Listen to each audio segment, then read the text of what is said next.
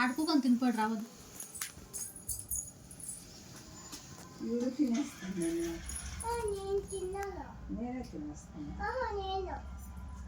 నేను తింటే ఏమవుతుంది? పండ్లు పుచ్చిపోతుంది. మూడు అట్లా వేసుకొని తినొద్దాము. పండ్లు పుచ్చిపోతుంది. ఎంత బాగుంది బొమ్మర కట్టిపోయింది.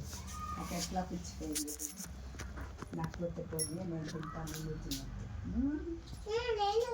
పండ్లు పుచ్చిపోతుంది. రక్కలేస్తుంది.